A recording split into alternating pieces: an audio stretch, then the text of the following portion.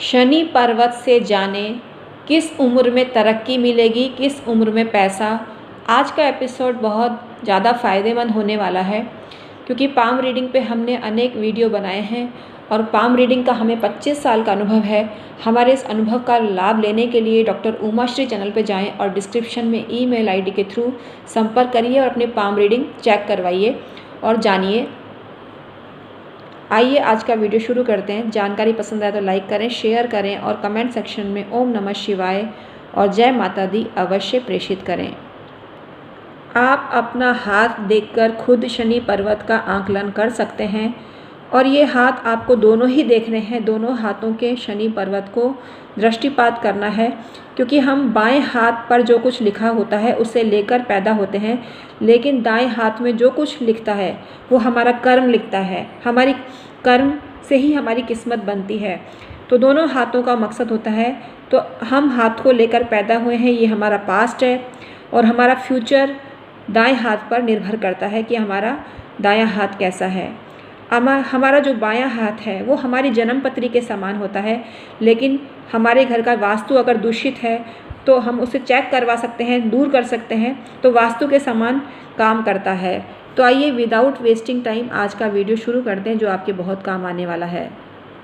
कुल मिला के ये परीक्षण आपको दोनों हाथों से ही करना है और भविष्यवाणी के बारे में जानना है क्योंकि आप जो दोनों हाथ लेकर पैदा हुए हैं तो बायां हाथ भी वर्क करता है और दायां हाथ भी वर्क करता है। तो दोनों का ही अध्ययन करके आपको अनुमान लगाना चाहिए कि आपकी किस्मत में आपको कितना पैसा मिलेगा, किस्मत जागृत किस उम्र में होगी। शनि सामान्य तौर पर 30 वर्ष की आयु में फल देता है, लेकिन उससे पहले भी आपको देता है और ये जानने की चेष्टा करेंगे हमारे इस एपिसोड में। शनि 36वें वर्ष में भी पूर्ण फल देता है, ये लिमिट है शनि की। 36वें वर्ष में तो देगा ही देगा, लेकिन निराश नहीं होइए। 8वें वर्ष में भी आपका भाग्य जागृत हो सकता है, 16वें वर्ष में आपका भाग्य जागृत हो सकता है। तो वीडियो में बने रहिए अंत तक। हम हैं एस्ट्रोलॉजर और वास्तु कंसल्टेंट डॉक्टर उमाश्री। हमारे चैनल में आपका बहुत बहुत स्वागत है और अभिनंदन है। आप यूँ ही प्रोग्रेस करते रहें, यह ब्लेसिंग्स देते हुए आज का वीडियो शुरू करती हूँ। जानकारी पसंद आए तो लाइक करें, शेयर करें और कमेंट सेक्शन में ओम नमः शिवाय और जय माता दी अवश्य प्रेषित करें।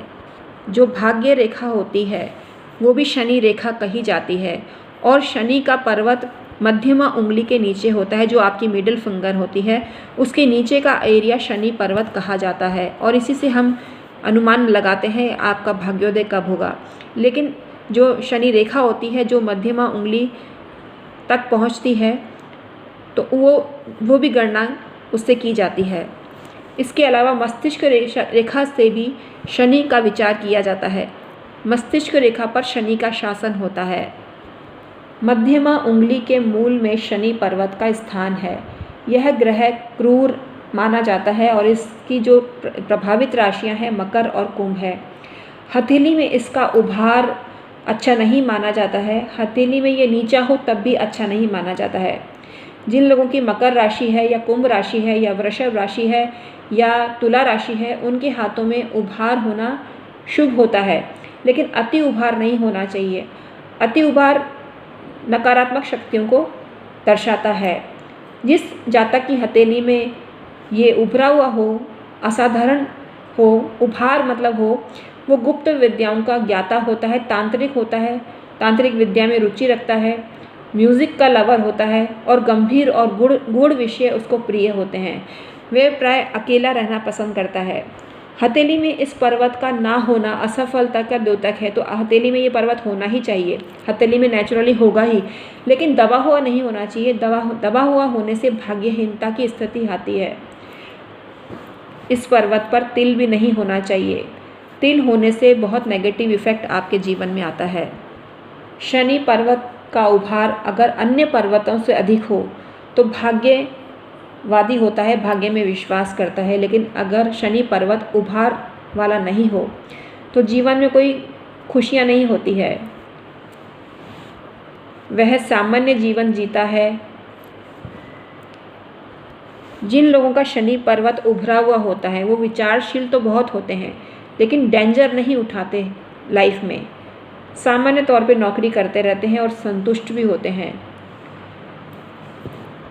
अगर उभार के साथ साथ अंगुलियां भी लंबी हो, विशेष रूप से मध्यमा उंगली लंबी हो और नुकीली हो, तो व्यक्ति व्यर्थ की चिंताओं में घुलता है और यही उसके तनाव का मुख्य वजह होती है।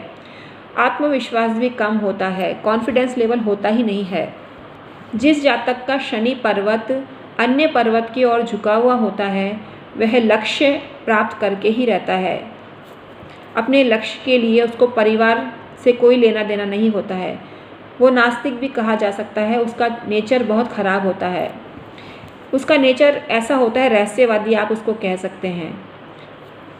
इस वर्ग में साइंटिस्ट आते हैं, लिटरेरी पर्सन आते हैं, तांत्रिक आते हैं।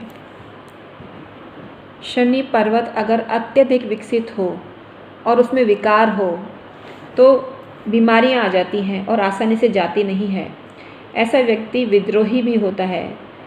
शनि प्रधान व्यक्ति प्राय पीली आँखों वाले होते हैं, उदास से रहते हैं, धीमी गति से काम करते हैं, कल का काम परसों पे चला जाए ऐसी मेंटेलिटी उनकी होती है।